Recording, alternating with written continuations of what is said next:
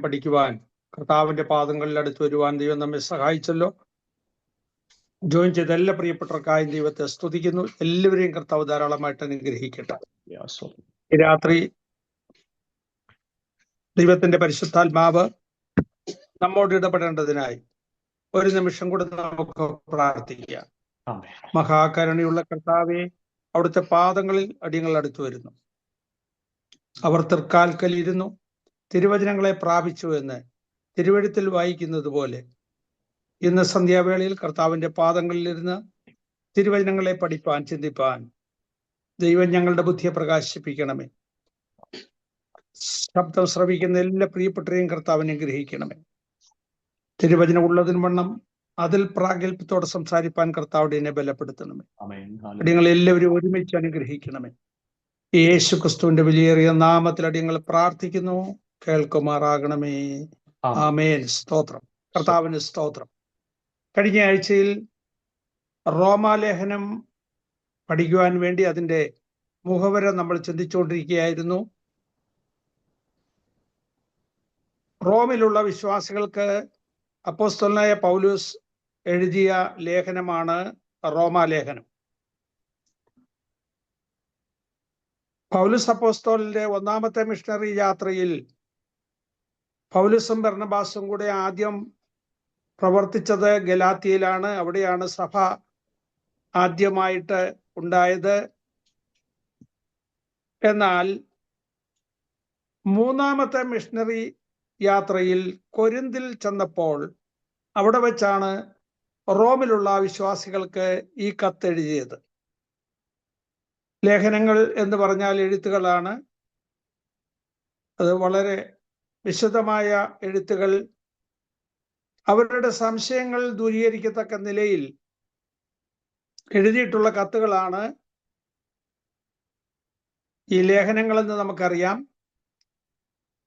കൊരിന്തിൽ ഗായോസ് എന്ന് പറയുന്ന ഒരു ദൈവഭക്തന്റെ വീട്ടിൽ താമസിച്ചുകൊണ്ടിരിക്കുമ്പോഴാണ് ഈ ലേഖനം എഴുതിയതെന്ന് മനസ്സിലാക്കാൻ കഴിയുന്നു. കൊരിന്തിൽ പൗലോസ് എത്തിയപ്പോൾ അവിടെ പൗലോസ് സ്നാനപ്പെടുത്തിയ ഒന്ന് രണ്ട് പേരെ കുറിച്ച് കൊരിന്തി ലേഖനത്തിൽ എടുത്തു പറയുന്നുണ്ട്. ഒന്നാം അധ്യായത്തിൽ ഗായോസിനെയും ക്രിസ്പോസിനെയും സ്തെഫാനോസിന്റെ കുടുംബക്കാരെയും പൗലോസ് സ്നാനപ്പെടുത്തിയതായിട്ട് അവിടെ എഴുതിയിട്ടുണ്ട്. അതുവരെയും മാനസാന്തര സ്നാനം മാത്രം സ്വീകരിച്ച് ന്യായപ്രമാണത്തിന്റെ പ്രമാണങ്ങൾ അനുസരിച്ച് മുന്നോട്ട് പോയ വിശ്വാസികൾ, യഹൂദന്മാർ, കർത്താവായ യേശു ക്രിസ്തുവിന്റെ സുവിശേഷം സ്വീകരിച്ച് വിശ്വാസ സ്നാനം സ്വീകരിച്ച് അവിടെ തുടങ്ങിയ ക്രിസ്തീയ സഭ അങ്ങനെ മുന്നോട്ട് വന്ന ഗായോസിന്റെ വീട്ടിലാണ് പൗലോസ് അപ്പോസ്തലൻ താമസിച്ചത്. അവിടെ വെച്ച് റോമാലേഖനം എഴുതി. AD 57 ഈ ലേഖനം എഴുതിയത്. യേശുക്രിസ്തു മരിച്ച് അടക്കപ്പെട്ട ഉയർത്തെഴുന്നേറ്റ ശേഷം ഏതാണ്ട് 25 വർഷങ്ങൾക്ക് ശേഷമാണ് ഈ ലേഖനം എഴുതുന്നത്. യേശുക്രിസ്തുവിന്റെ അപ്പോസ്തലന്മാരിൽപ്പെട്ട ഒരു അപ്പോസ്തലനല്ലായിരുന്നു പൗലോസ് അപ്പോസ്തലൻ. ദൈവം പ്രത്യേകം വിളിച്ച് വേർതിരിച്ച അപ്പോസ്തലനായിരുന്നു പൗലോസ് അപ്പോസ്തലൻ. ദമസ്കോസിലേക്കുള്ള യാത്രയിൽ സിറിയയിലുള്ള ഡമാസ്കസിലേക്ക് പോകുമ്പോൾ ദൈവം വഴിയിൽ വെച്ച് പൗലോസിനെ സന്ദർശിക്കുകയും സ്വർഗത്തിൽ നിന്ന് ദൈവം നേരിട്ട് വിളിച്ചിറക്കുകയും ചെയ്ത ദൈവദാസനാണ് അപ്പോസ്തലനായ പൗലോസ്. അദ്ദേഹമാണ് ബൈബിളിൽ പുതിയ നിയമത്തിൽ കൂടുതൽ ലേഖനങ്ങൾ എഴുതിയിട്ടുള്ളത്. അദ്ദേഹത്തിന്റെ ലേഖനങ്ങൾ വളരെ ഈടുറ്റതും ഘനമേറിയതുമായ ലേഖനങ്ങളാണ്. വായിക്കും തോറും നല്ല നല്ല ആത്മീയ സത്യങ്ങൾ മനസ്സിലാക്കുവാൻ നമുക്ക് കഴിയും. അതിനെക്കുറിച്ച് കഴിഞ്ഞ ആഴ്ചയിൽ പല അഭിപ്രായങ്ങളും പലരും പറഞ്ഞത് ഞാൻ എടുത്തു പറയുകയുണ്ടായി. വേദപുസ്തകം കഴിഞ്ഞാൽ ലോകത്തിൽ ഏറ്റവും ഉന്നതമായ പുസ്തകമായിട്ട് കരുതുന്നത് പരദേശി മോക്ഷയാത്ര എന്ന പുസ്തകമാണ്. പിലിഗ്രിം പ്രോഗ്രസ്, ജോൺ ബെനിയൻ എഴുതിയ പുസ്തകമാണ്. ലോകത്തിൽ ഏറ്റവും കൂടുതൽ പ്രിന്റ് ചെയ്യപ്പെട്ടതും ഏറ്റവും കൂടുതൽ ആളുകൾ വായിച്ചിട്ടുള്ളതുമായ പുസ്തകം വേദപുസ്തകമാണ്. രണ്ടാം സ്ഥാനം പിലിഗ്രിം പ്രോഗ്രസ് എന്ന പുസ്തകത്തിനാണ്. അതിന്റെ മലയാളം പരിഭാഷ യാത്ര. അത് നമ്മൾ മിക്കപേരും വായിച്ചിട്ടുണ്ട്. ഈ പരദേശി മോക്ഷയാത്ര എന്ന പുസ്തകം ഒരു കഥാരൂപത്തിൽ ജോൺ ബെന്യൻ എഴുതുവാൻ കാരണം റോമാലേഖനമാണ്. റോമാലേഖനത്തിൽ ഉൾക്കൊള്ളിച്ചിരിക്കുന്ന ആശയങ്ങളെ ഒരു കവിതാ രൂപത്തിലാക്കി എഴുതിയതാണ് പിലിഗ്രിം പ്രോഗ്രസ് എന്ന പുസ്തകം. അത് നമ്മൾ വായിക്കുന്നത് റോമാലേഖനത്തിന്റെ ഉള്ളടക്കം, ആഴമായ സത്യങ്ങൾ കുറച്ചുകൂടെ ഗ്രഹിക്കുവാൻ മുഖാന്തരമായി തീരും. ദൈവം അതിനെ സഹായിക്കട്ടെ എന്ന് ഞാൻ ആശിക്കുന്നു. മൈക്കിൾ ഫാരഡെ എന്ന് പറയുന്ന ശാസ്ത്രജ്ഞൻ മരണത്തോടടുത്തപ്പോൾ അദ്ദേഹത്തിന്റെ ഉള്ളിൽ നിന്ന് വന്ന ആശയം വേദപുസ്തകത്തിലെ റോമാലേഖനം വായിക്കണമെന്നുള്ളതായിരുന്നു. റോമാലേഖനം വായിച്ചു കേട്ടപ്പോൾ അദ്ദേഹത്തോട് ആളുകൾ ചോദിച്ചു, എന്ത് തോന്നുന്നു എന്ന്. അദ്ദേഹം പറഞ്ഞത്, ഞാൻ വിശ്വാസത്താൽ നീതീകരിക്കപ്പെട്ടൊരു വ്യക്തിയാണ്. ഈ റോമാലേഖനത്തിൽ പറഞ്ഞിരിക്കുന്ന നീതീകരണവും വിശുദ്ധീകരണവും ഞാൻ പ്രാപിച്ച വ്യക്തിയാണ്. തേജസ്കരണത്തിനായി കർത്താവിന്റെ സന്നിധിയിലേക്ക് പോകുന്നു എന്നാണ്. കഴിയുമെങ്കിൽ ഈ പുസ്തകം മാസത്തിൽ ഒരിക്കലെങ്കിലും വായിച്ചു തീർക്കുന്നത് വളരെ നന്നായിരിക്കും. പ്രത്യേകിച്ച് കുഞ്ഞുങ്ങളെ ഉത്സാഹിപ്പിക്കണം. റോമാലേഖനം തുടരെ വായിക്കുവാൻ പറയണം. ഒരു പ്രാവശ്യമല്ല, മാസത്തിൽ ഒരു പ്രാവശ്യം വെച്ച് വായിക്കാൻ പറയണം. പാപത്തിൽ നിന്ന് നമ്മളെ അകറ്റി നിർത്തുവാൻ ഈ പുസ്തകം നമ്മെ സഹായിക്കും. തെറ്റുകളിൽ നിന്ന് നമ്മെ മാറ്റി നിർത്തുവാൻ, വിശുദ്ധ ജീവിതം നയിക്കുവാൻ ഈ പുസ്തകം നമുക്ക് പ്രേരണ നൽകും. അതിനുള്ള ആത്മീയ പ്രചോദനം നൽകുന്ന പുസ്തകമാണ് റോമാലേഖനം. റോമാലേഖനം AD 57 കൊരിന്തിൽ വെച്ച് പൗലോസ് അപ്പോസ്തലൻ എഴുതി ക്രെങ്ക്രയ സഭയിലെ ശുശ്രൂഷക്കാരിയായിരുന്ന ഫേവയുടെ കൈവശം ഈ പുസ്തകം കൊടുത്തുവിട്ടു.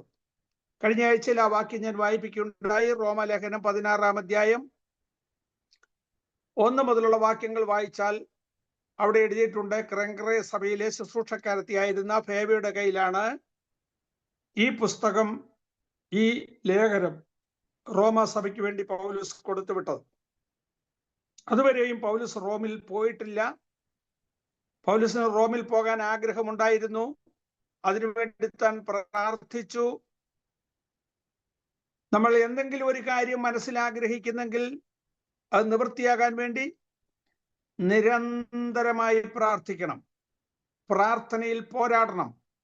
തക്ക സമയത്ത് ദൈവം അത്ഭുതം പ്രവർത്തിക്കും. നമുക്ക് കാര്യം സാധിപ്പിച്ചു കിട്ടും. അതുകൊണ്ടാണ് നമ്മൾ അന്യോന്യം പ്രാർത്ഥിക്കുവാൻ വേണ്ടി ആഹ്വാനം ചെയ്യുന്നത്. റോമാലേഖനം 16-ാം അധ്യായത്തിന്റെ 30-31 വാക്യങ്ങൾ വായിച്ചാൽ അത് മനസ്സിലാകും. റോമാലേഖനം 16-ാം അധ്യായം 30-31 വാക്യങ്ങൾ. റോമൻസ് ചാപ്റ്റർ 16 വേഴ്സ് 30 വായിക്കാമോ? 26-27 വാക്യങ്ങളെ ഉള്ളല്ലോ 16-ല്. 15-ാം അധ്യായം, സോറി, 15-30. 15-ാം അധ്യായം 22 തൊട്ടുള്ള വാക്യങ്ങൾ വായിച്ചു. അപ്പോൾ വ്യക്തമായിട്ട് മനസ്സിലാവും.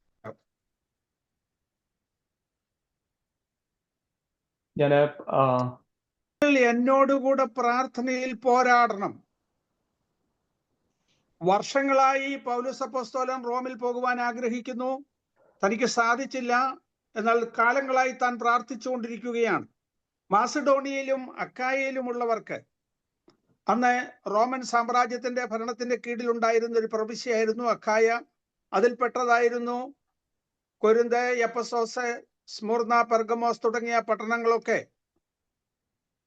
മാസിഡോണിയയിലും അക്കായയിലുമുള്ള വിശുദ്ധന്മാർ യെരുശലേമിലെ പാവപ്പെട്ട വിശുദ്ധന്മാർക്ക് വേണ്ടി ഒരു ധർമ്മശേഖരം നടത്തി. അന്ന് റോമൻ സാമ്രാജ്യത്തിൽ റോമാ നഗരവുമായി ബന്ധപ്പെട്ട അടുത്തുള്ള നഗരങ്ങളെല്ലാം സാമ്പത്തികമായി വളരെ ഉയർച്ച പ്രാപിച്ച നഗരങ്ങളായിരുന്നു. റോമിൽ ധാരാളം യഹൂദന്മാർ പാർത്തിരുന്നു. അവിടുത്തെ നല്ല ബിസിനസ്സുകാരെല്ലാം യഹൂദന്മാരായിരുന്നു. അക്വിലാസും പ്രിസ്കില്ലയും ഒക്കെ നമുക്കറിയാം. അന്നത്തെ കാലത്തെ ബിൽഡിംഗ് കോൺട്രാക്ടേഴ്സ് ആയിരുന്നു. ആളുകൾക്ക് താമസിക്കാനുള്ള വീടുകൾ പണിതു കൊടുക്കുന്ന ആളുകളായിരുന്നു. അങ്ങനെ അവരൊക്കെയും നല്ല രീതിയിൽ സുവിശേഷ വേലയെ സാമ്പത്തികമായി സഹായിച്ചു. അവരൊരു നല്ല കളക്ഷൻ എടുത്തു. അത് പൗലോസിന്റെ കൈവശം കൊടുത്തുവിട്ടു, യെരുശലേമിലെ വിശുദ്ധന്മാർക്ക് കൊണ്ട് കൊടുക്കുവാൻ.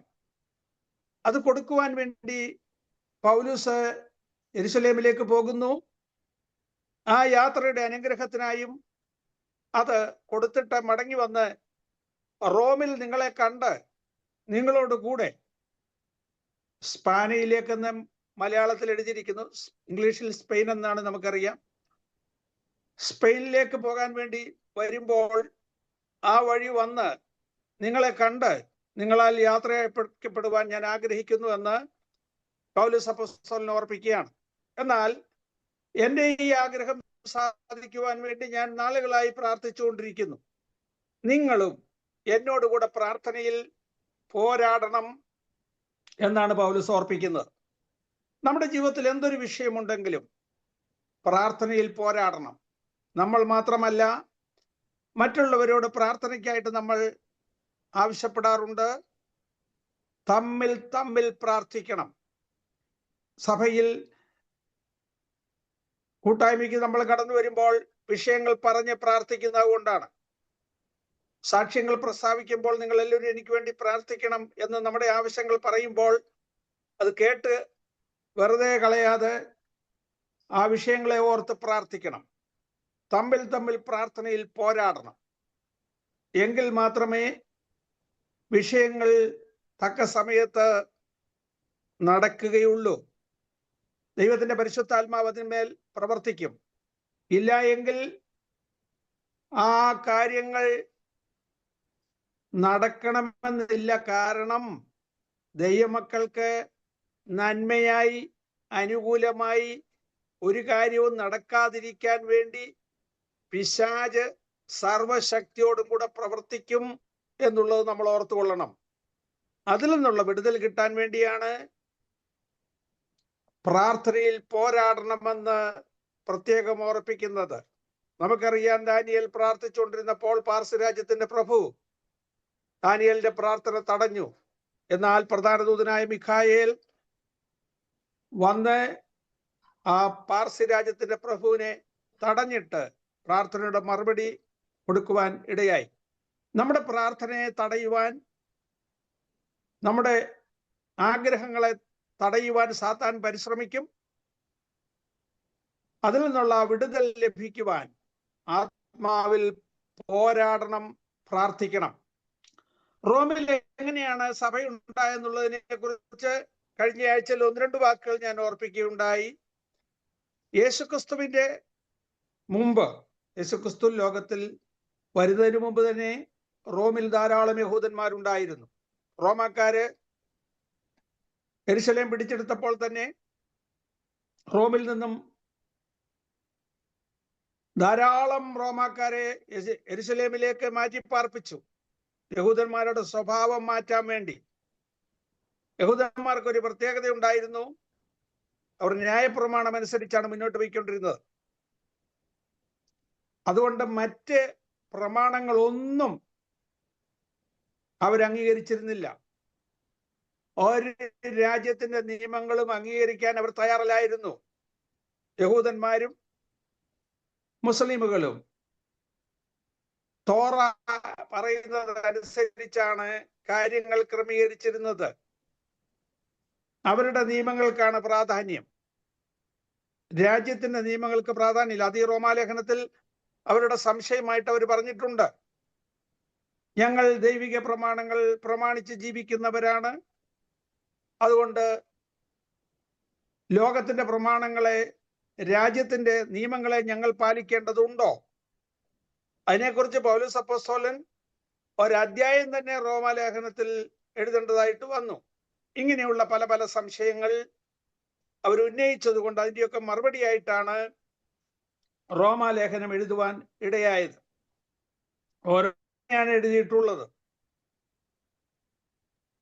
റോമിൽ ധാരാളം യഹൂദന്മാർ പാർത്തിരുന്നു. അവരെല്ലാം നല്ല സാമ്പത്തിക ശേഷിയുള്ളവരായിരുന്നു. അവരാണ് യെരുശലേമിലുള്ള വിശുദ്ധന്മാർക്ക് ധനശേഖരം നടത്തുകയും അത് കൊടുക്കുവാൻ പൗലോസ് യെരുശലേമിലേക്ക് പോവുകയും ചെയ്തു. പോകുന്നതിന് മുമ്പ് തന്നെ കത്തെഴുതി ഫേബയുടെ കയ്യിൽ കൊടുത്തുവിടാനായിട്ട് പൗലോസ് തീരുമാനിച്ചു. ക്രെങ്കറെ സഭയിലെ ശുശ്രൂഷക്കാരത്തിയായിരുന്നു ഫേബ. റോമാലേഖനം 16-ാം അധ്യായത്തിന്റെ 1-2 വാക്യങ്ങൾ കൂടെ വായിക്കാമോ?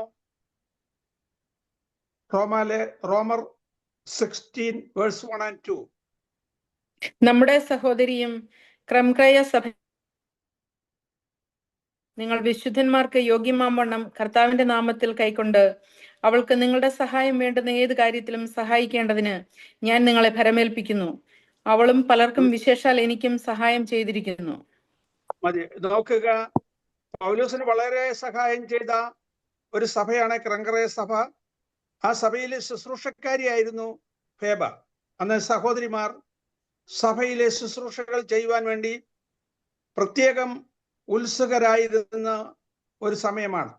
സഭയിൽ പാസ്റ്റർമാരുണ്ടായിരുന്നു, എന്നാൽ അവരോടൊപ്പം സഭയിലെ വിശ്വാസികളുടെ കാര്യത്തിൽ ഉത്തരവാദിത്തോടെ വേണ്ട ക്രമീകരണങ്ങൾ ചെയ്യുവാൻ സഹോദരിമാർ വളരെയധികം ഒരുക്കത്തോടെ നിന്നു, ശുഷ്കാന്തി കാണിച്ചു. അങ്ങനെ സഭയിലെ എല്ലാ കാര്യത്തിലും വളരെ ഉത്തരവാദിത്തോടെ പ്രവർത്തിച്ച ഒരു സഹോദരിയായിരുന്നു ഫേബ.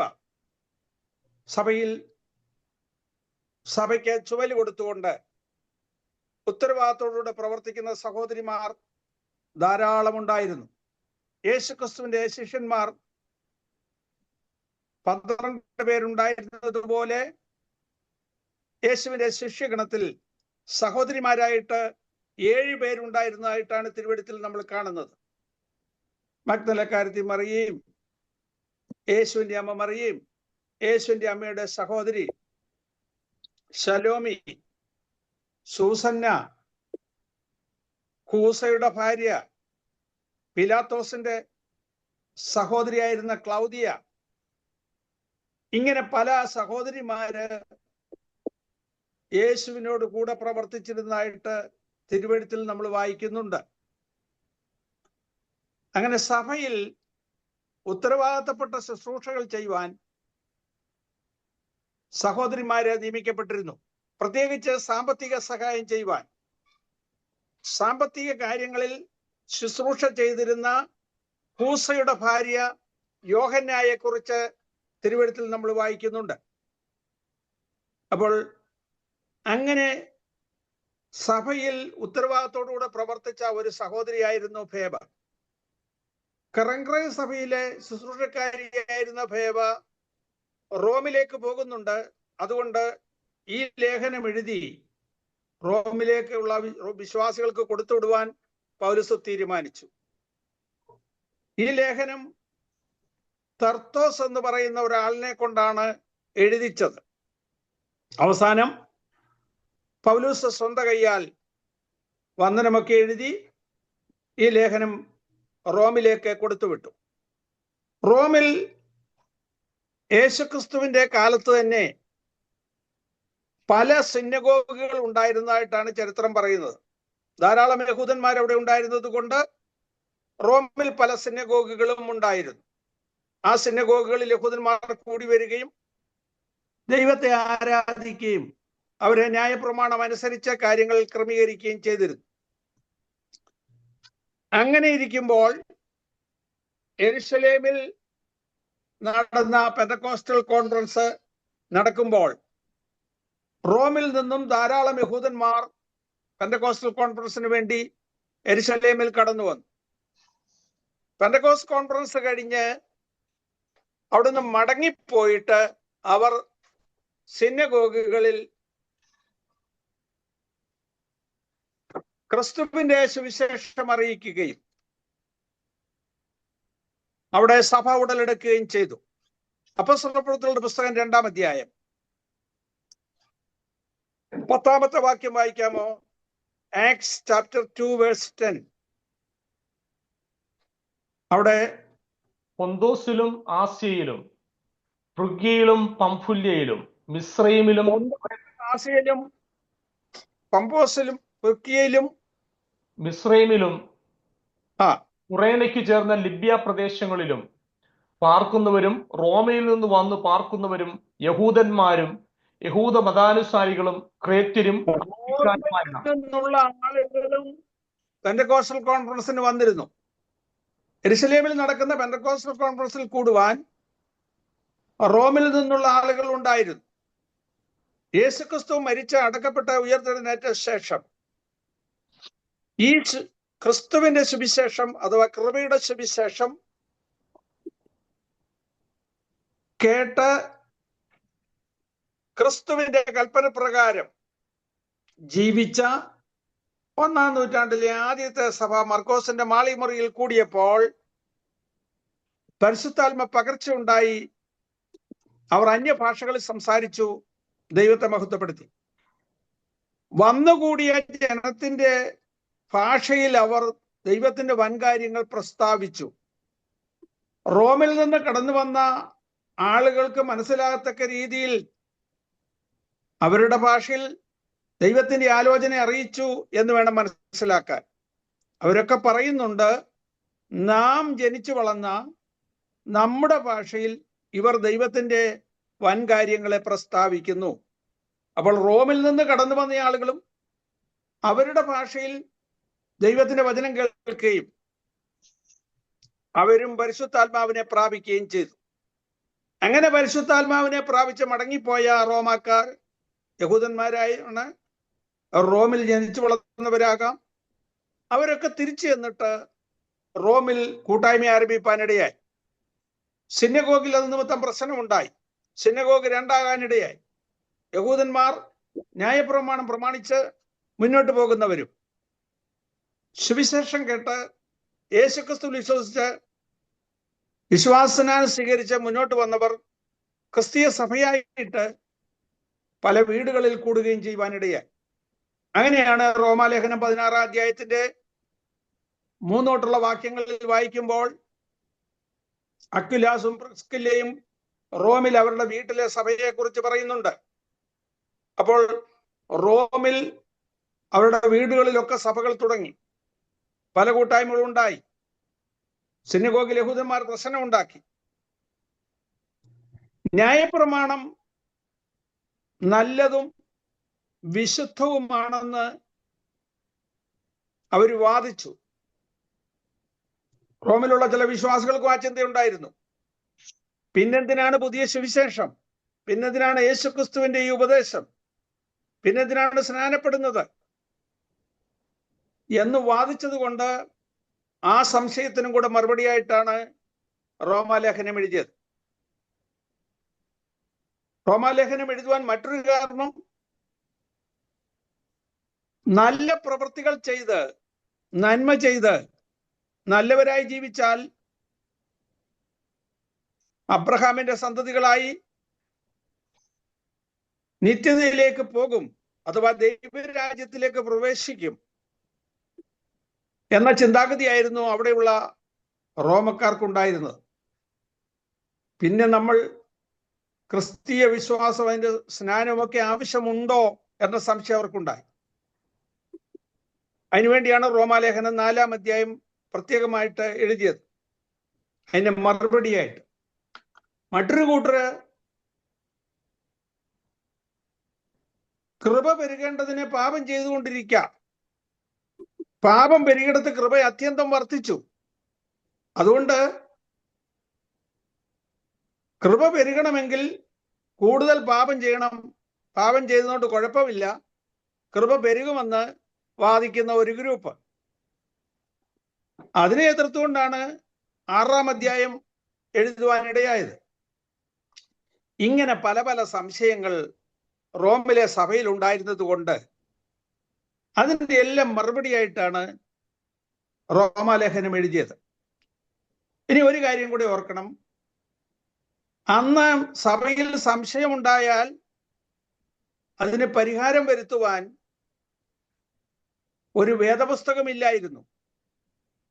അന്ന് റോമാലേഖനമില്ലായിരുന്നു, സുവിശേഷങ്ങളില്ലായിരുന്നു. എന്നാൽ അങ്ങനെയുള്ള പ്രശ്നങ്ങൾക്കൊക്കെ പരിഹാരമായിട്ട് എഴുതിയതാണ് ലേഖനങ്ങൾ. ഇന്നാണെങ്കിൽ ഒരു പ്രശ്നം വരുമ്പോൾ അതുമായിട്ട് ബന്ധപ്പെട്ട പ്രശ്നങ്ങൾ പരിഹരിച്ചതിനെ കുറിച്ച് ബൈബിളിൽ എഴുതിയിട്ടുണ്ട്. ആ ഭാഗം എടുത്ത് വിശദീകരിച്ച് നമുക്ക് ആ പ്രശ്നത്തിന് പരിഹാരം കണ്ടെത്താം. അന്നിങ്ങനെയൊന്നും ഇല്ലാത്തത് കൊണ്ട് അപ്പോസ്തലന്മാർ നേരിട്ട് കടന്നുപോയി അവരുടെ ചോദ്യങ്ങൾക്ക് മറുപടി പറയുകയായിരുന്നു. അതുകൊണ്ടാണ് പൗലോസ് വീണ്ടും വീണ്ടും മിഷണറി യാത്രയൊക്കെ നടത്തിയത്. പിന്നീട് ഓരോ സഭകൾക്ക് ലേഖനം എഴുതിയത് അവിടെ ഉണ്ടായ പ്രശ്നങ്ങൾക്ക് പരിഹാരത്തിന് വേണ്ടിയായിരുന്നു.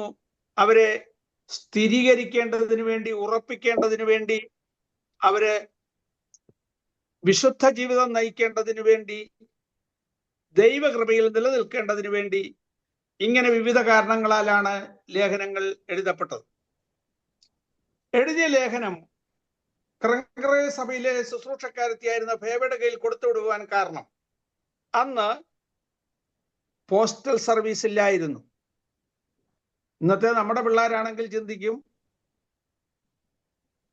അതൊരു ഇമെയിൽ അയച്ചാൽ പോരായിരുന്നോ, അല്ലെങ്കിൽ ഒരു SMS അയക്കായിരുന്നു. ഈ ഇമെയിലും SMS ഒക്കെ ഉണ്ടായിട്ട് 10-25 വർഷമൊക്കെ ആയിട്ടുള്ളൂ. അന്ന് പോസ്റ്റൽ സർവീസും ഇല്ലായിരുന്നു. ഗവൺമെന്റിന്റെ ആവശ്യത്തിന് വേണ്ടി പട്ടാളക്കാർക്ക് ഓർഡർ കൊടുക്കുവാൻ വേണ്ടിയാണ് അന്ന് അഞ്ചലോട്ടക്കാരെ ആക്കിയിരുന്നത്. അവർ ഓടി ഓടി അടുത്ത ഒരു സ്ഥലത്ത് കൊണ്ട് കൊടുക്കും, അവിടുന്ന് അടുത്ത സ്ഥലത്ത് കൊടുക്കും. അങ്ങനെ അവര് ഓർഡറുകൾ കൈമാറിയിരുന്നു. അല്ലാതെ പ്രത്യേകം പോസ്റ്റൽ സർവീസ് ഇല്ലായിരുന്നു. ആരെങ്കിലും ഒരു സ്ഥലത്തു നിന്ന് മറ്റൊരു സ്ഥലത്തേക്ക് പോകുമ്പോൾ എന്തെങ്കിലും വിവരങ്ങൾ അറിയിക്കണമെങ്കിൽ അവരുടെ കയ്യിൽ കൊടുത്തുവിടുന്ന രീതിയായിരുന്നു. അതുകൊണ്ട് തന്നെ പൗലോസ് ലേഖനം എഴുതി ഫേബയുടെ കയ്യിൽ കൊടുത്തുവിട്ടു. അപ്പോൾ തന്നെ പൗലോസ് ഈ സ്വരൂപിച്ച പണവുമായി യെരുശലേമിലേക്ക് യാത്രയായി. ഇനിയും പൗലോസ് യെരുശലേമിലേക്ക് പോകുന്നു, ഫേവ റോമിലേക്ക് പോകുന്നു. അങ്ങനെ ഈ ലേഖനം റോമിൽ കൊണ്ടുപോയി കൊടുക്കുന്നു. ഗായോസ് പൗലോസിന്റെ അടുത്ത സ്നേഹിതനായിരുന്നു. അവിടെ ഇരുന്നാണ് ഈ പുസ്തകം എഴുതിയതെന്ന് നമ്മൾ ചിന്തിച്ചു. റോമിലെ സിനഗോഗുകളിൽ ഈ പുതിയ ഉപദേശത്തെക്കുറിച്ച്, പെന്തക്കോസ്റ്റൽ ഫെയ്ത്തിനെ കുറിച്ച് പറഞ്ഞപ്പോൾ അവിടെ ഉണ്ടായിരുന്ന ആളുകൾ രണ്ട് പക്ഷമായി. അവിടെ ന്യായപ്രമാണം പാലിക്കണമെന്ന് യഹൂദന്മാരും, ന്യായപ്രമാണമല്ല പുതിയ നിയമത്തിന്റെ വ്യവസ്ഥകളാണ് നമ്മൾ പാലിക്കേണ്ടതെന്ന്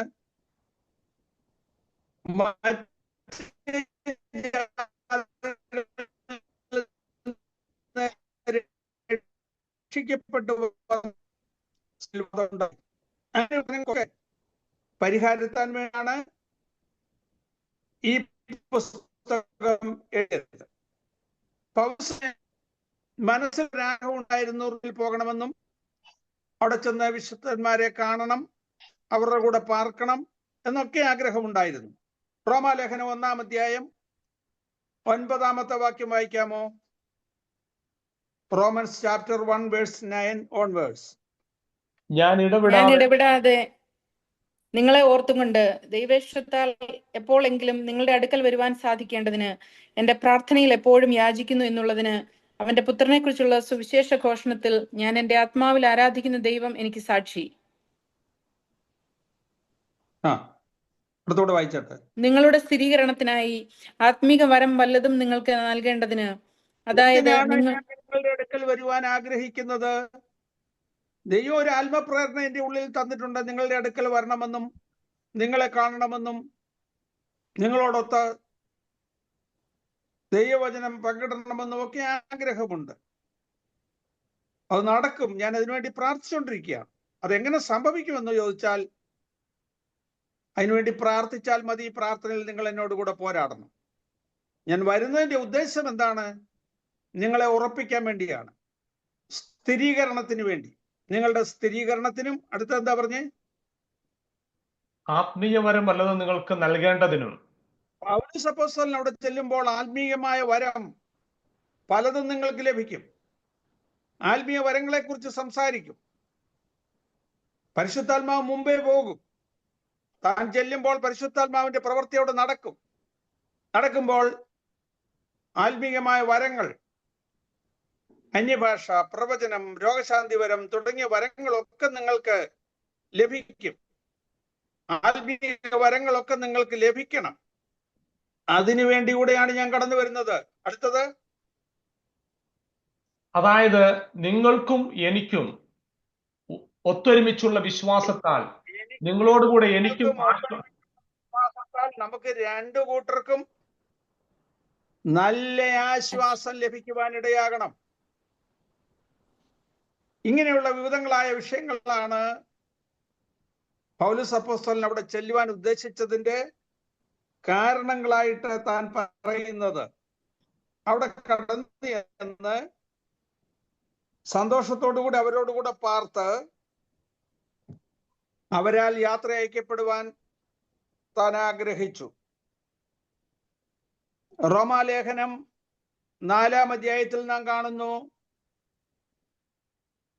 അബ്രഹാം വിശ്വാസത്താൽ അല്ല നീതീകരിക്കപ്പെട്ടത്, പ്രവൃത്തികളാലാണെന്ന് അവർ പറയുന്നു. പിന്നെ ഈ വിശ്വാസത്തെ കുറിച്ച് എന്തിനാണ് കൂടുതൽ പറയുന്നത് എന്നുള്ള ചിന്താഗതി അവർക്കുണ്ട്. പക്ഷേ വിശ്വാസത്താലാണ് നീതീകരണം എന്നുള്ളത് ഉറപ്പിച്ച് പറയാൻ വേണ്ടി 4-ാം അധ്യായം എഴുതുവാനിടയെ. 6-ാം അധ്യായം എഴുതിയത് നാം പാപത്തിന് അടിമപ്പെട്ടു പോകാതെ പാപ സ്വഭാവം നമ്മിൽ മരിച്ച് നീതിക്ക് ജീവിക്കണമെന്ന് ഓർപ്പിക്കാൻ വേണ്ടിയാണ് എഴുതിയത്. 7-ാം അധ്യായത്തിന്റെ 12-ാമത്തെ വാക്യം ഒന്ന് വായിക്കാമോ? റോമാലേഖന 7-ാം അധ്യായം 12-ാമത്തെ വാക്യം. ആകയാൽ ന്യായപ്രമാണം വിശുദ്ധം, കൽപ്പന വിശുദ്ധവും ന്യായവും നല്ലതും തന്നെ. എന്നാൽ നന്മയായുള്ളത് കൽപ്പന വിശുദ്ധവും ന്യായവുമാകുന്നു. പിന്നെന്തിനാ മറ്റുള്ള കാര്യങ്ങൾ പറയുന്നത്? ന്യായപ്രമാണം വിശുദ്ധമല്ലേ, കൽപ്പന വിശുദ്ധവും ന്യായവുമല്ലേ, അത് പ്രമാണിച്ച് പോയാ പോരെ?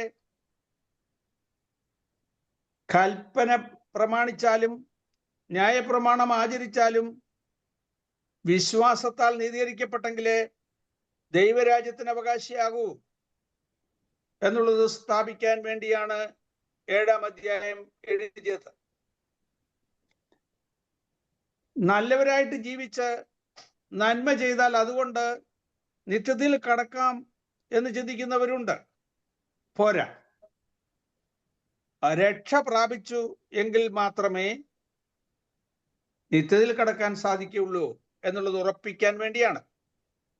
ഇങ്ങനെ വിവിധങ്ങളായ സംശയങ്ങൾക്ക് പരിഹാരമായിട്ടാണ് ഈ ലേഖനം എഴുതിയത്.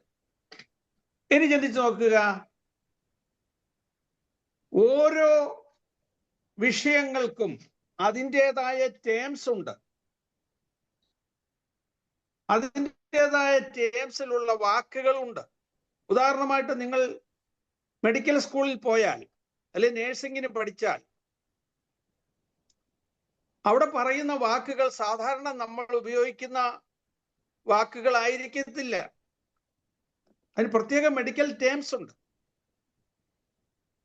അത് പഠിക്കേണ്ടതായിട്ടുണ്ട്. അത് പഠിക്കാൻ വേണ്ടി പോകുമ്പോൾ ആ ടേംസ് പറഞ്ഞാണ് പഠിക്കുന്നത്. സുവിശേഷം പഠിക്കുന്നതിനും അതിൻ്റെതായ ടേംസ് ഉണ്ട്. ഉദാഹരണമായിട്ട് പറഞ്ഞാൽ, ഒരു പാസ്റ്റർ സുവിശേഷം നന്നായിട്ട് പ്രസംഗിച്ചു, പക്ഷേ സുവിശേഷമായി ഒരു ബന്ധവുമില്ലാത്ത, രക്ഷിക്കപ്പെടാത്ത, വേദപുസ്തകം കണ്ടിട്ടില്ലാത്ത, കേട്ടിട്ടില്ലാത്ത ആളുകൾ അവിടെ വന്നിരുന്നാൽ അവർക്ക് പല വാക്കുകളും പിടികിട്ടത്തില്ല. അവിടെ ഇരിക്കുന്ന വിശ്വാസികൾ പറയുന്ന വാക്കുകൾ അവർക്ക് മനസ്സിലാകത്തില്ല. പ്രസംഗം കേൾക്കുമ്പോൾ അവരവിടെ ഇരുന്നുകൊണ്ട് ഹല്ലേലൂയ, സ്തോത്രം, ഗ്ലോറി, വിക്ടറി, പല വാക്കുകളും പറഞ്ഞു തന്നിരിക്കും. ഇതൊക്കെ എന്തിനാ ഇങ്ങനെ പറയുന്നതെന്ന് അവർ വിചാരിക്കും. പക്ഷെ ഇതൊക്കെ ഒരു ബിബ്ലിക്കൽ ടേംസ് ആണ്. ആ വാക്കുകളൊക്കെ ബൈബിൾ പഠിക്കുമ്പോഴേ മനസ്സിലാകത്തുള്ളൂ. നമ്മളെ സംബന്ധിച്ചിടത്തോളം അത് പ്രശ്നമല്ല, കാരണം നമുക്കിതെല്ലാം അറിയാം എന്നുള്ളത് കൊണ്ട്. ഉദാഹരണമായിട്ട് പറഞ്ഞാൽ, രക്ഷപ്പെട്ടു എന്ന് പറഞ്ഞാൽ, രക്ഷിക്കപ്പെടുക എന്ന് പറഞ്ഞാൽ എന്താണ്? രക്ഷപ്പെട്ടു എന്ന് പറയുന്നതും രക്ഷിക്കപ്പെട്ടു എന്ന് പറയുന്നതും രണ്ടും രണ്ട് വാക്കുകളാണ്, രണ്ടർത്ഥമാണ്. ഇപ്പം തോമാച്ചന്റെ വീടിന് തീ പിടിച്ചു, എല്ലാം നഷ്ടപ്പെട്ടു പോയി, തോമാച്ചൻ മാത്രം അല്പം പൊള്ളലോടുകൂടെ രക്ഷപ്പെട്ട് അടുത്ത വീട്ടിലോട്ട് ഓടി വന്നാൽ, ഇങ്ങനെ വീടിന് തീ കത്തി, ഞാൻ അവിടെ നിന്ന് ഇറങ്ങി ഓടി രക്ഷപ്പെട്ടു എന്ന് പറഞ്ഞാൽ എന്തായാലും തോമാച്ചൻ രക്ഷിക്കപ്പെട്ടല്ലോ എന്നാരും പറയത്തില്ല, രക്ഷപ്പെട്ടെന്നാണ് പറയുന്നത്. ഒരപകടത്തിൽ നിന്ന് രക്ഷപ്പെട്ടാൽ അതിന് രക്ഷപ്പെട്ടെന്ന് പറഞ്ഞു. എന്നാൽ രക്ഷിക്കപ്പെടുക എന്ന് പറഞ്ഞാൽ അതല്ല. പാപത്തിൽ നിന്നുള്ള ശിക്ഷയിൽ നിന്ന് വിടുതൽ പ്രാപിക്കുന്നതിനാണ് രക്ഷിക്കപ്പെടുക എന്ന് പറയുന്നത്. ജീവരക്ഷ മാത്രമല്ല, ആത്മരക്ഷയും. ഈ ദൃശ്യമായ ലോകത്തിൽ സംഭവിക്കുന്ന കാര്യങ്ങൾ മാത്രമല്ല, അദൃശ്യ ലോകത്തിൽ സംഭവിക്കുന്ന കാര്യങ്ങൾ കൂടി അതിൽ ഉൾപ്പെടുന്നു. ശരീരത്തിൻ്റെയും ആത്മാവിൻ്റെയും വിടുതൽ, വീണ്ടെടുപ്പ്, അതാണ് രക്ഷിക്കപ്പെടുന്നത്. പാപത്തിൽ നിന്ന് രക്ഷപ്പെടാനില്ല, പാപത്തിന്റെ ശിക്ഷയിൽ നിന്ന് രക്ഷപ്പെടാനും. പാപത്തിന്റെ ശിക്ഷയിൽ നിന്നുള്ള വിടുതലാണ് രക്ഷ, ആണ് രക്ഷിക്കപ്പെടുക എന്ന് പറയുന്നത്. ഈ വിശ്വാസത്തിന്റെ ടേംസ്, ദൈവവചനത്തിന്റെ ടേംസ് ഈ പുസ്തകത്തിൽ ധാരാളമായിട്ട് നമുക്ക് കാണാം. രക്ഷ, വിശ്വാസം, വിശുദ്ധി, പ്രത്യാശ, തേജസ്കരണം, നീതീകരണം, ഇങ്ങനെയുള്ള ധാരാളം വാക്കുകൾ ഈ പുസ്തകത്തിൽ നമുക്ക് കാണാൻ പറ്റും. ഇതെല്ലാം ബിബ്ലിക്കൽ ടേംസ് ആണ്. ആദ്യമായിട്ട് കേൾക്കുമ്പോൾ പെട്ടെന്ന് അതിൻ്റെ ആശയം മനസ്സിലാക്കാൻ ബുദ്ധിമുട്ടാണ്. ഈ പുസ്തകത്തിലെ പ്രധാനപ്പെട്ട വിഷയം എന്ന് പറയുന്നത് സുവിശേഷമാണ്. റോമാലേഖനം എന്ന് പറഞ്ഞാൽ പൗലോസ് എഴുതിയ സുവിശേഷം എന്ന് പറയാം. മത്തായി, മർക്കോസ്, ലൂക്കോസ്, യോഹന്നാൻ, 4 സുവിശേഷങ്ങൾ യേശു ക്രിസ്തുവിന്റെ ജീവചരിത്രവും യേശു ചെയ്ത അത്ഭുത പ്രവർത്തികളുമാണ് വിശദീകരിക്കുന്നത്. എന്നാൽ റോമാലേഖനമാണ് സുവിശേഷത്തിന്റെ കാതൽ എന്ന് പറയാൻ കാരണം, യേശു ക്രിസ്തുവിന്റെ ക്രൂശ് മരണത്തിലൂടെ നമുക്ക് ലഭിച്ച നേട്ടം എന്താണെന്നുള്ളതിനെ കുറിച്ചാണ് റോമാലേഖനത്തിൽ പറയുന്നത്. മത്തായി, മർക്കോസ്, ലൂക്കോസ് 3 സുവിശേഷങ്ങളിൽ യേശു ക്രിസ്തുവിന്റെ ജീവചരിത്രവും യേശു ക്രിസ്തു പ്രവർത്തിച്ച അത്ഭുത പ്രവർത്തികളും വിവരിക്കുമ്പോൾ യേശു ക്രിസ്തുവിന്റെ മരണ അടക്ക പുനരുത്ഥാനത്തിലൂടെ ദൈവ മക്കൾക്ക് ലഭിക്കുന്ന അഥവാ വിശ്വസിക്കുന്നവർക്ക് ലഭിക്കുന്ന അനുഗ്രഹങ്ങളെ കുറിച്ചാണ് റോമാലേഖനത്തിൽ എടുത്തു പറയുന്നത്. റോമാലേഖനം 1-ാം അധ്യായം 5 തൊട്ടുള്ള വാക്യങ്ങൾ വായിക്കുമ്പോൾ അത് വ്യക്തമായിട്ട് എഴുതിയിട്ടുണ്ട്. ജഡം സംബന്ധിച്ച് ദാവീദിന്റെ സന്തതിയായി ജനിച്ച് മരിച്ച് അടക്കപ്പെട്ട് ഉയർത്തെഴുന്നേറ്റതിനാൽ വിശുദ്ധിയുടെ ആത്മാവ് സംബന്ധിച്ച് ദൈവപുത്രനെന്ന് ശക്തിയോടെ നിർണയിക്കപ്പെടുകയും ചെയ്തവനായ കർത്താവായ യേശു. അപ്പോൾ ജഡം സംബന്ധിച്ച് ദാവീദിന്റെ സന്തതിയായി ജനിക്കുകയും മരിച്ച് അടക്കപ്പെട്ട ഉയർത്തെഴുന്നേറ്റത് കൊണ്ട് ദൈവപുത്രനെന്ന് ശക്തിയോടെ പ്രഘോഷിക്കപ്പെടുകയും ചെയ്ത യേശുക്രിസ്തുവിലുള്ള വിശ്വാസത്താൽ നമുക്ക് രക്ഷ ലഭിക്കുന്നു. രക്ഷ ലഭിക്കുന്നു എന്ന് പറഞ്ഞാൽ കർത്താവായ യേശുക്രിസ്തുവിനെ ഹൃദയം കൊണ്ട് വിശ്വസിച്ച് വായു കൊണ്ട് ഏറ്റു പറയുമ്പോൾ ഒരുത്തൻ രക്ഷിക്കപ്പെടുന്നു. കർത്താവായ യേശുവിൽ വിശ്വസിച്ച് രക്ഷ പ്രാപിക്കുമ്പോൾ നമ്മുടെ മരണശിക്ഷ യേശുക്രിസ്തു സ്വയം ഏറ്റെടുത്തു, നമുക്ക് വേണ്ടി മരിച്ചു എന്ന് വിശ്വസിക്കുമ്പോഴാണ് ആ രക്ഷ നമുക്ക് അനുഭവിക്കുവാൻ കഴിയുന്നത്. റോമാലേഖനം 1-2 അധ്യായങ്ങളിൽ പാപത്തെക്കുറിച്ച് വിശദീകരിക്കുന്നുണ്ട്. എന്താണ് പാപം? ആരാണ് പാപികൾ? എന്തൊക്കെയാണ് പാപത്തിന്റെ പരിഹാരം? ഇത്യാദി വിഷയങ്ങൾ ആദ്യത്തെ 3 അധ്യായങ്ങളിൽ വിശദീകരിച്ച് പറയുന്നുണ്ട്.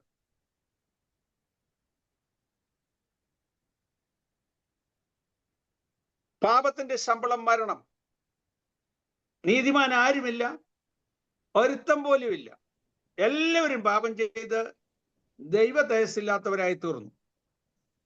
അത്രയും മാത്രം പറഞ്ഞു വിട്ടാൽ സാധാരണ ആൾക്കാർ വിചാരിക്കും അത് പാപം ചെയ്യുന്ന ആളുകളെ കുറിച്ചാണ് പറയുന്നത്. ഞാൻ അങ്ങനെയുള്ള പാപമൊന്നും ചെയ്യുന്നില്ല, ഞാൻ തെറ്റ് ചെയ്യുന്നില്ല എന്നൊക്കെ ചിന്തിച്ചു പോകാം. അതുകൊണ്ട് തന്നെ 1-ാം അധ്യായത്തിലും 2-ാം അധ്യായത്തിലും ഒക്കെ പറയുമ്പോൾ മത നേതാക്കന്മാർ, ഭക്തന്മാരെന്ന് നടിക്കുന്നവർ, നന്മ ചെയ്യുന്നവർ, ഇവരെല്ലാം ചെയ്യുന്ന തെറ്റുകളെ കുറിച്ച് എടുത്തു പറഞ്ഞിട്ട് 3-ാം അധ്യായത്തിൽ പറയാണ് ഒരു വ്യത്യാസവുമില്ല, എല്ലാവരും പാപം ചെയ്ത് ദൈവ തേജസ്സില്ലാത്തവരായി തീർന്നു. അപ്പോൾ പാപം എന്താണെന്നുള്ളതിനെ കുറിച്ച് വിശദീകരിച്ചിട്ടാണ് ഈ ലേഖനം തുടങ്ങുന്നത്. അതിൽ നിന്നുള്ള വിടുതൽ എന്താണെന്ന്, യേശുക്രിസ്തുവിലുള്ള വിടുതൽ, അതാണ് സുവിശേഷമെന്ന് വ്യക്തമായിട്ട് ഓർപ്പിക്കുന്നത് റോമാലേഖനത്തിലാണ്. പുതിയ നിയമത്തിലെ സുവിശേഷത്തിന്റെ കാതലാണ് റോമാലേഖനം. അതിനെക്കുറിച്ച് പൗലോസ് കൊരിന്ത്യർ ലേഖനത്തിൽ പ്രത്യേകം എടുത്തു പറയുന്നുണ്ട്. കൊരിന്ത്യർക്ക് എഴുതിയ 1-ാം ലേഖനം 15-ാം അധ്യായം 1 മുതൽ 4 വരെയുള്ള വാക്യങ്ങൾ കൊണ്ട് വായിക്കാമോ?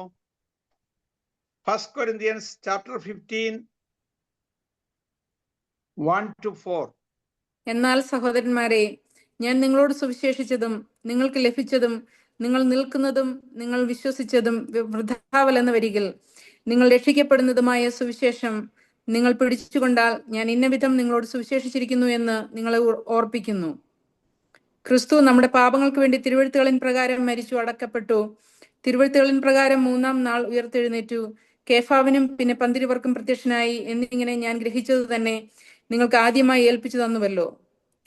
അനന്തരം അവൻ 500-ൽ അധികം സഹോദരന്മാർക്ക് ഒരുമിച്ച് പ്രത്യക്ഷനായി. മതി. ക്രിസ്തു തിരുവെഴുത്തുകളും പ്രകാരം ജനിച്ച്, തിരുവെഴുത്തുകളും പ്രകാരം മരിച്ച്, തിരുവെഴുത്തുകളും പ്രകാരം അടക്കപ്പെട്ട് 3-ാം നാൾ ഉയർത്തെഴുന്നേറ്റു. എന്തിനാണ് ക്രിസ്തു മരിച്ചത്? നമ്മുടെ പാപത്തിന്റെ ശിക്ഷയായ മരണം സ്വയം ഏറ്റെടുത്ത് ക്രിസ്തു നമുക്ക് വേണ്ടി പരമയാഗമായി തീർന്നു, പ്രായശ്ചിത്ത ബലിയായി തീർന്നു.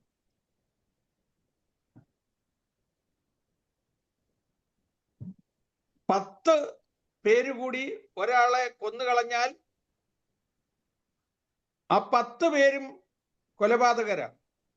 എന്നാൽ അതിൽ ഒരുവൻ വന്നിട്ട് പറയുകയാണ്, 9 പേരും തെറ്റുകാരല്ല,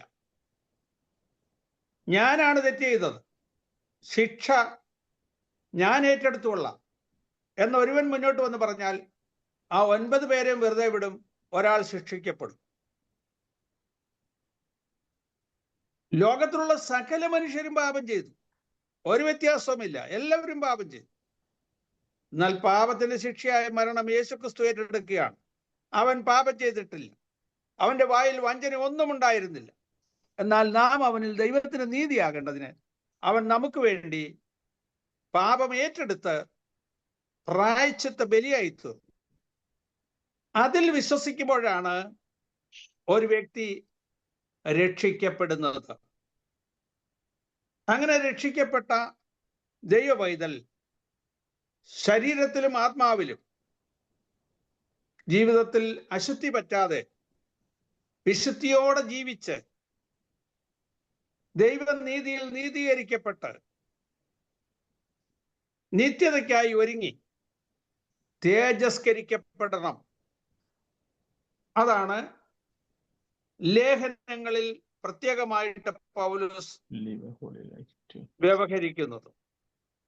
ഇനി ഒന്നുകൂടെ പറഞ്ഞാൽ, ഈ ലേഖനത്തിൽ 16 അധ്യായങ്ങളുണ്ട്. എല്ലാ ലേഖനങ്ങളും പൗലോസ് എഴുതിയ 14 ലേഖനങ്ങളിലും 2 ഭാഗങ്ങളായിട്ടാണ് തിരിച്ചിരിക്കുന്നത്. ഒന്നാമത് കുറെ ഭാഗം, ആദ്യ ഭാഗങ്ങളെല്ലാം തിയറിയാണ്, അവസാന ഭാഗങ്ങളൊക്കെ പ്രാക്ടിക്കലാണ്. അപ്പൊ നമുക്കറിയാം, എവിടെങ്കിലും നമ്മൾ പഠിക്കാൻ പോയാൽ ആദ്യം തിയറി പഠിപ്പിക്കും, പിന്നെ പ്രാക്ടിക്കൽ പഠിപ്പിക്കും. മെഡിക്കൽ സ്കൂളിൽ ചെന്നാൽ, നേഴ്സിങ്ങിന് പോയാൽ ക്ലാസ്സിൽ തിയറി പഠിപ്പിക്കും, ആ പഠിച്ച കാര്യങ്ങൾ പ്രാക്ടിക്കൽ ചെയ്യാനായിട്ട് റൗണ്ടിന് കൊണ്ടുപോകും. ഹോസ്പിറ്റലിൽ പോയി റൗണ്ട്സിന് പോയി അവര് അത് പ്രാക്ടീസ് ചെയ്യും. ഏത് വിഷയമാണെങ്കിലും നമുക്കറിയാം, പ്രാക്ടിക്കലും ഉണ്ട്, തിയറിയും ഉണ്ട്. തിയറി ആദ്യം പഠിച്ചിട്ട് പിന്നെ പ്രാക്ടിക്കൽ ചെയ്യുന്നു. ഡ്രൈവിംഗ് പഠിക്കാൻ പോയാൽ ആദ്യമേ ട്രക്ക് ഡ്രൈവിങ്ങിന് പോവുകയാണെങ്കിൽ ചെല്ലുമ്പോഴേ ആദ്യത്തെ ദിവസം കീ എടുത്തിട്ട് പോയി വണ്ടി സ്റ്റാർട്ട് എടുക്ക് എന്ന് പറയല്ല, അതിൻ്റെ തിയറി എല്ലാം പറഞ്ഞു കൊടുക്കും. എങ്ങനെയാണ് വണ്ടി ഓടുന്നതെന്ന് പഠിക്കും. ABC, ആക്സിലറേറ്റർ, ബ്രേക്ക്, ക്ലച്ച് ഒക്കെ പഠിപ്പിക്കും. ആക്സിലറേറ്റർ ചവിട്ടുമ്പോൾ എന്താണ് സംഭവിക്കുന്നത്, ബ്രേക്ക് ചവിട്ടുമ്പോൾ എന്താണ് സംഭവിക്കുന്നത്, വണ്ടിയുടെ സ്ട്രോക്ക് എങ്ങനെയാണ്, സക്ക് ചെയ്യുന്നത് എങ്ങനെയാണ്, സക്ഷൻ, കംപ്രഷൻ, പവർ, എക്സോസ്റ്റ് എങ്ങനെയാണ് സംഭവിക്കുന്നത് പഠിപ്പിക്കും. അപ്പൊ ഇതൊക്കെ പഠിച്ചു കഴിയുമ്പോൾ പിന്നെ വണ്ടി ഓടിക്കാനായിട്ട് നമുക്ക് തന്നെ മനസ്സിലാകും എങ്ങനെയൊക്കെയാണ് സംഭവിക്കുന്നതെന്ന്. പിന്നെ കൂടുതൽ പ്രാക്ടിക്കലിന് ഉസ്താദിന്റെ ഇൻസ്ട്രക്ഷൻ അധികം ഇല്ലെങ്കിലും ഭംഗിയായിട്ട് ചെയ്യാൻ പറ്റും. ഇതുപോലെ ഈ ലേഖനത്തിലും 1-ാം അധ്യായം മുതൽ 11-ാം അധ്യായം വരെ തിയറിയാണ്. 12 മുതൽ 16 വരെയുള്ള അധ്യായങ്ങൾ പ്രാക്ടിക്കലാണ്. ഈ തിയറി അനുസരിച്ച് നമ്മുടെ ജീവിതത്തിൽ എങ്ങനെ പ്രാക്ടീസ് ചെയ്യണമെന്നുള്ളതിനെ കുറിച്ചാണ് അവസാന അധ്യായങ്ങളിൽ വിശദീകരിക്കുന്നത്.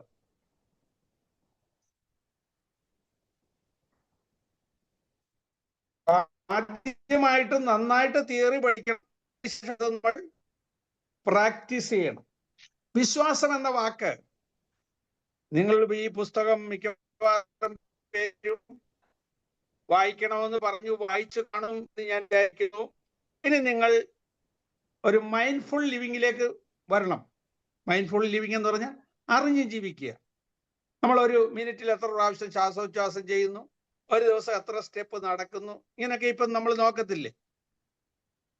അതാണ് മൈൻഡ്ഫുൾ ലിവിങ്, അറിഞ്ഞ് ജീവിക്കുക. ഇപ്പം ഇനി വായിക്കുമ്പോൾ വെറുതെ വായിച്ചു വിടാതെ വിശ്വാസം എന്ന വാക്ക്, വിശ്വാസത്താൽ, വിശ്വാസത്തിന് വേണ്ടി, വിശ്വാസത്തിൽ, ഇങ്ങനെ വിശ്വാസത്തെക്കുറിച്ച് ഈ പുസ്തകത്തിൽ എത്ര പ്രാവശ്യം പറഞ്ഞിട്ടുണ്ട് എന്ന് നോട്ട് ചെയ്യണം. 60-ലധികം പ്രാവശ്യം വിശ്വാസത്തെക്കുറിച്ച് ഇതിൽ പറഞ്ഞിരിക്കുന്നതായിട്ട് നിങ്ങൾക്ക് കാണാൻ പറ്റും. നീതി എന്ന വാക്ക്, നീതി, നീതീകരണം, നീതീകരിക്കപ്പെട്ടു, നീതീകരിക്കപ്പെടാൻ വേണ്ടി, ഇങ്ങനെ നീതിയെക്കുറിച്ച് പറയുന്ന വാക്കുകളും 60-ലധികം പ്രാവശ്യമുണ്ട്. ഇതൊക്കെ ഒന്ന് മനസ്സിരുത്തി വായിച്ച് ധ്യാനിക്കണം. അതിനുവേണ്ടിയാണ് ഞാൻ പറഞ്ഞത്, മാസത്തിൽ ഒരു പ്രാവശ്യമെങ്കിലും റോമാലേഖനം വായിച്ചു തീർക്കണം. ഓരോ പ്രാവശ്യം വായിക്കുമ്പോഴും പുതിയ പുതിയ ഉൾക്കാഴ്ചകൾ നമുക്ക് ലഭിക്കും. ആത്മീയമായ പുതിയ പാഠങ്ങൾ നമുക്ക് ലഭിക്കും. അതുകൊണ്ട് കുഞ്ഞുങ്ങളോട് പ്രത്യേകം പറയണം, പ്രത്യേകിച്ച് പാപസ്വഭാവത്തിൽ നിന്നും മാറി നിൽക്കുവാൻ, കുഞ്ഞുങ്ങൾക്ക് ആത്മീയ പ്രേരണ ലഭിക്കുവാൻ ഈ പുസ്തകം റോമാലേഖനം മാസത്തിൽ ഒരു പ്രാവശ്യമെങ്കിലും വായിച്ചു തീർക്കുവാൻ നിർബന്ധമായും കുഞ്ഞുങ്ങളോട് പറയണം. പാപത്തിൽ നിന്ന് നമ്മെ മാറ്റി നിർത്തുവാൻ, വിശുദ്ധ ജീവിതം നയിക്കുവാൻ ഈ പുസ്തകത്തിലെ വചനങ്ങൾ നമ്മളെ സഹായിക്കും. അതിന് നമ്മൾ ഉത്സാഹിക്കണം, കുഞ്ഞുങ്ങളെ ഉത്സാഹിപ്പിക്കണം. അപ്പോൾ ഈ പുസ്തകത്തിന്റെ ഒന്നാമത് ഇൻട്രൊഡക്ഷൻ ഉണ്ട്, ആമുഖം, അവസാനം കൺക്ലൂഷൻ ഉണ്ട്. ഇതൊക്കെ ഉണ്ടെങ്കിലും ആദ്യത്തെ 11 അധ്യായങ്ങൾ തിയറിയാണ്. അവസാനത്തെ ആദ്യത്തെ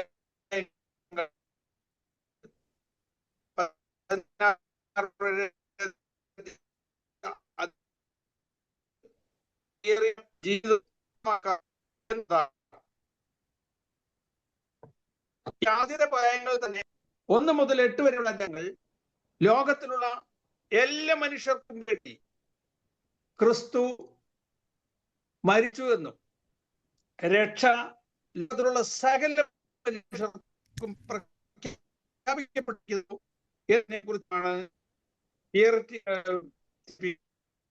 എന്നാൽ 9-11